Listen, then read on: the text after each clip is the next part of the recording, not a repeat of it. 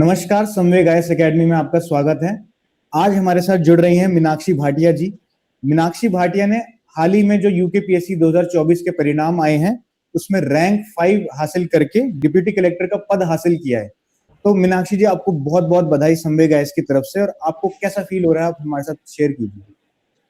Thank you so much first of all बधाई के लिए। और मतलब बहुत ही अच्छा लग रहा है इस समय कि इतने वर्षों से जिस चीज़ के लिए हम तैयारी कर रहे थे फाइनली आज वो एक तरीके से मुकाम अचीव हो चुका है कि जिसकी तैयारी थी। अब आगे जो हमसे एक्सपेक्टेशंस हैं और जो डिमांड है उसकी पूरी कोशिश की जाएगी कि उस पर खरे उतरें।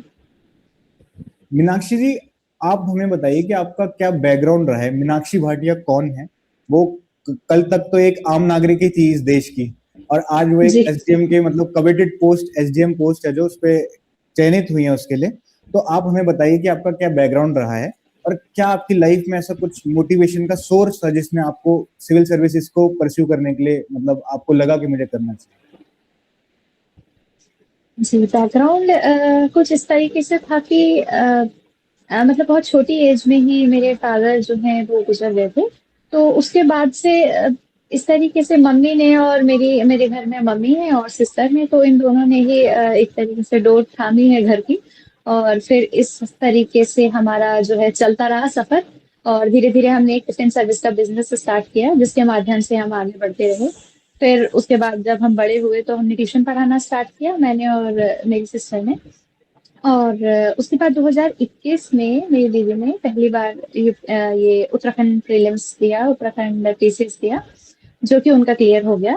तो यहाँ से कुछ चीजें सुधरने के ट्रैक पर आई। और उसके बाद मुझे पूर्णतः फ्री किया गया कि मैं अब घर से टिफिन के काम से और पढ़ाने के काम से फ्री हूँ और मैं यूपीएससी की तैयारी कर सकती हूँ एक तरीके से, क्योंकि पढ़ाई में हम लोग शुरू से अच्छे थे। हमें ये हम जानते थे कि अगर कुछ सुधार करना है घर की परिस्थितियों में तो शिक्षा उसका एकमात्र ऐसा साधन है जो हम कर सकते हैं और जो हमारे हाथ में है, क्योंकि रिसोर्सेज नहीं रहे कभी ऐसे कि कुछ कंफर्मिटी हो कि ये तो हो ही जाएगा, तो शिक्षा ही एक वो चीज थी। तो उसके बाद यूपीएससी की तैयारी स्टार्ट की मैंने लगभग 2022 में, 22 एंड में। और 2022 और 23 में मैंने यूपीएससी की तैयारी की। 23 में मैंने अपना पहला यूपीएससी का अटेम्प्ट दिया जिसमें नहीं हो पाया, मैं सफल रही। फिर 24 में मैंने दोबारा यूपीएससी का अटेम्प्ट दिया किंतु वह भी नहीं हो पाया। प्रीलिम्स में मतलब जीएस हो गया था 24 में, पर सी सेट में एक क्वेश्चन से रुक गया था। पर ऐसा लग रहा था कि 2 साल हो चुके हैं, नहीं हो पा रही हैं चीजें। पर यह है कि उसी समय हमारे पास उत्तराखंड पीसीएस आ गया और फिर ये तो जर्नी 2024 की पीसीएस की तो अब जाकर एक अच्छे तरीके से खत्म हुई है। बिल्कुल मैम, आपकी जो मतलब स्टोरी है वो बहुत इंस्पिरेशनल रही है। और मतलब आपने काफी मतलब हर्डल्स अपनी लाइफ में देखे हैं, उनको पार किया है। तो उसके लिए मतलब संवेग आईएएस की तरफ से आपको बहुत बधाई कि आपने इस टफ जर्नी को पार किया और आज ये मुकाम हासिल किया है। मैम, मेरा आपसे एक सवाल है कि क्या होता है जी। कि आपने जैसे बताया आपको यूपीएससी में भी प्रीलिम्स में प्रॉब्लम हुई थी, और क्या बोलते हैं कि आपके एक दो मार्क्स से ही रहा था प्रीलिम्स। तो जैसे उत्तराखंड का भी प्रीलिम्स हम देखेंगे, उसके बारे में बात करेंगे। तो प्रीलिम्स क्या होता है आजकल ना, काफी टफ होता जा रहा है। हमने देखा है यूपीएससी का हो चाहे उत्तराखंड का भी हो, कई कैंडिडेट्स को ना उसमें अब दिक्कत आने लग गई है कि प्रीलिम्स पार नहीं हो रहा है हमारा, मेंस तो दूर की बात है। तो प्रीलिम्स में जैसे अगर आपको एक बार सेटबैक आपने देखा, तो आपने क्या मतलब आपकी प्रिपरेशन स्ट्रेटेजी आपने रिवैम्प करी, किस तरह से उसको बनाया कि आप मतलब उत्तराखंड का प्रीलिम्स आपने निकाला ही, और आगे जाके यूपीएससी का भी आपने प्रीलिम्स निकाला था। तो क्या आपकी स्ट्रेटेजी रही थी कि आपने मतलब वो वॉल पार करी? जो पहली बार का मेरा प्रीलिम्स था उसमें मुझे लगता है कि मैंने पढ़ने पे बहुत ध्यान दिया था, लेकिन मैंने प्रैक्टिस नहीं करी थी। मैंने याद करने पे मुझे लग रहा था कि अगर मैं सब कुछ अच्छे से एक बार याद कर लूंगी तो ये हो ही जाएगा। पर मिस्टेक ये थी कि क्योंकि मैंने उस 2 घंटे के टाइम पीरियड के अंदर 100 क्वेश्चन सॉल्व करने की प्रैक्टिस नहीं करी थी। मेरे कुछ ऐसे खास टारगेट्स नहीं थे कि इतनी देर में ये हो ही जाना चाहिए। टारगेट्स थे पर वो मेरे माइंड में थे, वो एक्चुअल प्रैक्टिस में नहीं आ पाए थे। तो मुझे लगा पहली बार मुझे लगा कि टाइम मैनेजमेंट भी इस तरीके का नहीं था और प्रीवियस ईयर क्वेश्चंस को ज्यादा ध्यान नहीं दिया था। पर सेकंड थर्ड टाइम मेरा दोनों टाइम जो है जीएस क्लियर था। तो उसके बाद मैंने अपनी स्ट्रैटेजी में जो बदलाव किए, सबसे पहले मैंने प्रीवियस ईयर पेपर्स को बहुत ही अच्छे तरीके से देखा, बहुत इत्मीनान से हर एक साल के पेपर को देखा। समझा, पैटर्न समझा, कौन से सब्जेक्ट हैं जहाँ से बहुत ज़्यादा आ रहे हैं। जैसे यदि हम ज्योग्राफी और एनवायरनमेंट को 2 सालों को मिला लें तो बीच में ऐसा था लगभग कि 30 टू 35 क्वेश्चंस आउट ऑफ 100 इनका टोटल ही था ज्योग्राफी, मैपिंग और एनवायरनमेंट को मिला के। तो मैंने कुछ ऐसे सेक्शंस आइडेंटिफाई किए थे कि ये वो सेक्शन है जो हमें प्रीलिम्स में लेट दिला सकते हैं। इसके बाद कुछ ऐसे सेक्शन थे जो बहुत, अगर आप पढ़ लेंगे तो वो बहुत इजी है, कवरेबल है, जिसमें है पॉलिटी। अगर हम पॉलिटी को अच्छे से पढ़ लेंगे तो उसमें कुछ ही टॉपिक्स हैं, अगर वो अच्छे से कर लिए, फंडामेंटल राइट्स, डीपीएसपी, कुछ आर्टिकल्स हैं, ये सब अगर कॉन्स्टिट्यूशन पढ़ा होगा तो वहां से क्वेश्चन गलत होने के चांसेस बहुत कम है। तो वहां से हमारा अटेम्प्ट इंक्रीज हो जाता है। और साथ ही साथ क्योंकि इकोनॉमिक्स मेरा कॉमर्स बैकग्राउंड रहा है, तो इकोनॉमिक्स में मुझे बहुत आसानी रहती थी करने में, मुझे नहीं पढ़ना पड़ा यूपीएससी में इतना इकोनॉमिक्स, क्योंकि मैंने 11th 12th में अच्छे से पढ़ी थी, फिर बीकॉम के दौरान भी पढ़ी थी। तो ये 3 चीजें मेरी स्ट्रांग थी, पॉलिटी, इकोनॉमिक्स, ज्योग्राफी और एनवायरनमेंट। और आईआर तो करंट चलता है, तो इनको अगर स्ट्रांग कर लिया जाए तो प्रीलिम्स बहुत अच्छे से हो जाएगा। बिल्कुल, बहुत अच्छी, मतलब स्ट्रक्चर्ड, वेल स्ट्रक्चर्ड आपकी स्ट्रेटेजी रही है। ऐसी मैं आपसे पूछूंगा कि जैसे आपने फिर प्री पार किया तो आप मेंस के पड़ाव पर पहुंचे।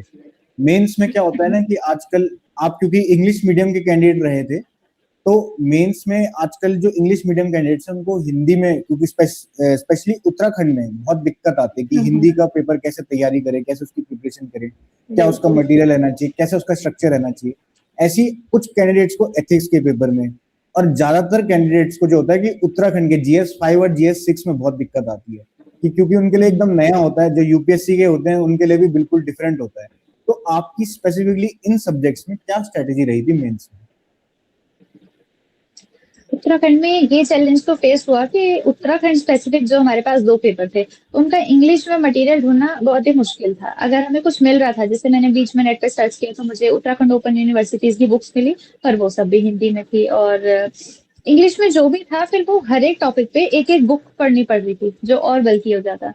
तो फिर मैंने इसके लिए सबसे अच्छी चीज ये करी कि क्योंकि प्रीलिम्स के दौरान भी यही था, तो प्रीलिम्स में मैंने परीक्षा वाणी अच्छे से पढ़ी थी।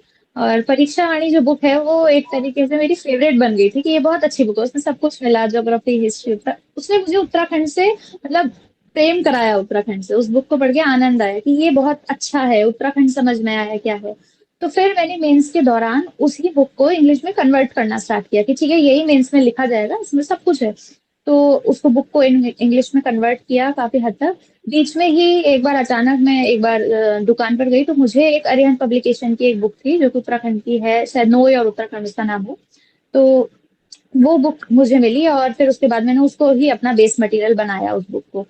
और मुझे लगता है कि यदि सिर्फ उस बुक को भी अच्छे से ध्यान से पढ़ा जाए और उत्तराखंड का करंट अफेयर तैयार किया जाए तो सिर्फ ये एक बुक सफिशियंट है पेपर 5 और 6 के लिए। साथ ही साथ कुछ ऐसे टॉपिक्स हैं जो उस बुक में नहीं है, जो सिलेबस में मेंशन है, खासकर पेपर 6 में कुछ टॉपिक्स ऐसे हैं। तो उनके मैंने हर एक टॉपिक पर नेट से ढूंढ के नोट्स तैयार किए थे। अब तो एआई, चैट जीपीटी, जेमिनी है, तो यहाँ से सब कुछ इजीली हो गया था उसके बाद।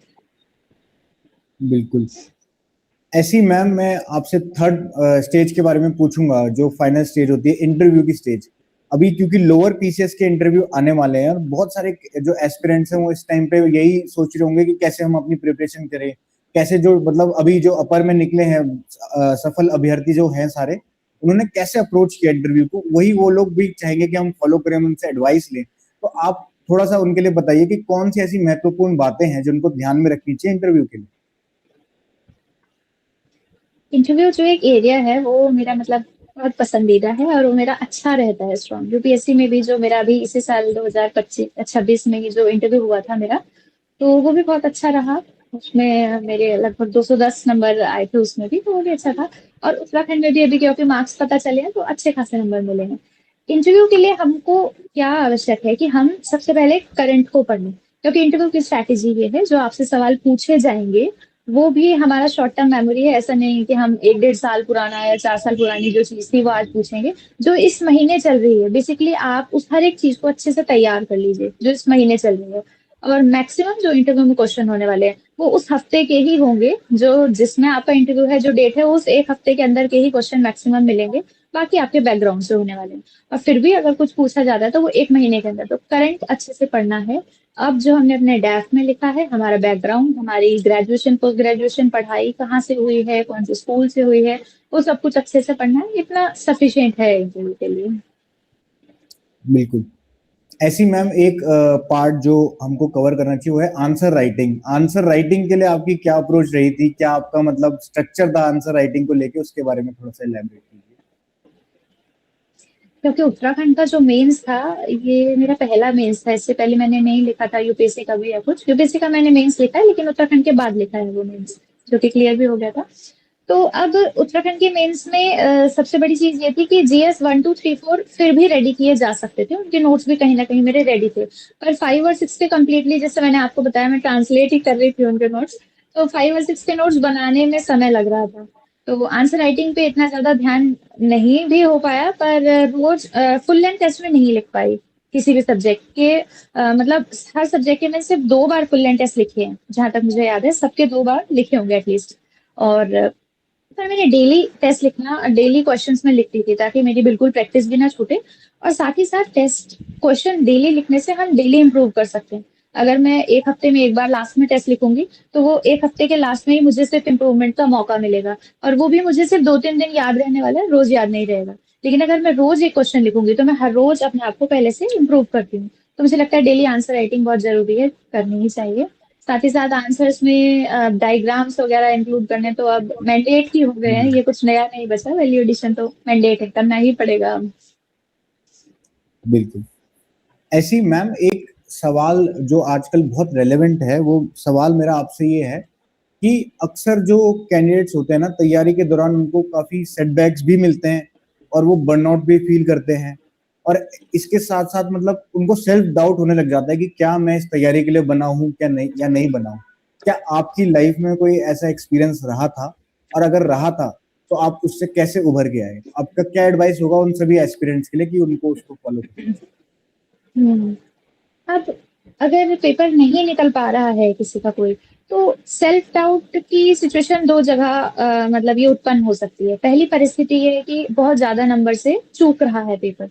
और दूसरी परिस्थिति ये है कि मात्र 1 2 क्वेश्चन से, या मतलब 5 नंबर तक के गैप से आपका अगर चूक रहा है। पहली परिस्थिति में तो हमें ये समझ जाना चाहिए कि अगर हमारे नंबर बहुत ज्यादा गैप पर हैं, या फिर अगर हम तैयारी अपनी इच्छा से नहीं कर रहे हैं, हमारी इच्छा शक्ति नहीं है, किसी का दबाव है या ऐसा कुछ है, या फिर हम कुछ और ही करना चाहते हैं और ये बहुत ही दूर दिख रहा है हमें कि नहीं हो पाएगा, बहुत एफर्ट लगा के भी नहीं हो पाएगा, तो क्लियरली हमको स्टैंड लेना चाहिए कि हमें ये करना है या नहीं। हमें उस डिसीजन को एक बार अच्छे से क्वेश्चन कर लेना चाहिए। क्योंकि अगर आप सोचते हैं कि करना है, तो बहुत मेहनत करनी है, इसके लिए हमें तैयार रहना होगा। और फेलियर्स तो आते हैं, उनको भी हमें एक्सेप्ट करना ही होगा। पर अगर आप डिसीजन लेते हैं करने का, और ये सिचुएशन टू भी है जहां बहुत माइनर मार्जिन से रहते हैं, इसमें हमारे पास मोटिवेशन ही ये होता है कि हम बहुत छोटे से मार्जिन से रहे। अगर हमने थोड़ी सी और तैयारी की होती, तो ये बहुत आसानी से हो जाना था। तो ये जो एक सेल्फ गिल्ट और डाउट रहता है कि थोड़ा सा और पढ़ा होता, शायद एक दिन और पढ़ा होता, शायद एक बुक और पढ़ी होती, तो हो जाएगा। तो यही मोटिवेट करता है कि जो गलती पिछली बार हुई है वो अब नहीं होनी चाहिए, तो पढ़ेंगे। तो मोटिवेशन का मुझे लगता है कि यही एक अच्छा तरीका है। साथ ही साथ अगर हम इंट्रोस्पेक्शन करते हैं, तो वो एक बहुत अच्छी चीज है। अकेले में बैठिए, सोचिए, अपने आप से बात कीजिए रोज। ईश्वर से बात कीजिए, वो जवाब भी देते हैं और वो दिशा भी दिखाएंगे। मोटिवेशन वहीं से मिलेगा। बिल्कुल, बहुत अच्छी एडवाइस दी आपने। इसी में मतलब मैं एक क्वेश्चन आपसे ये पूछूंगा कि मीनाक्षी जी, अगर क्या होता है कि अगर आपको मौका मिलता है कि आप अपने पास्ट सेल्फ को जाकर कुछ एडवाइस दे सके कि मीनाक्षी ऐसा करना होगा, तुम्हारा फ्यूचर बहुत ब्राइट है, तो आप अपने आप को क्या एडवाइस देंगे? और आप उन सभी फ्यूचर एस्पिरेंट्स को जो आपके अंदर अपने आप को देखते हैं, उन सभी को आप क्या एडवाइस देना चाहेंगे?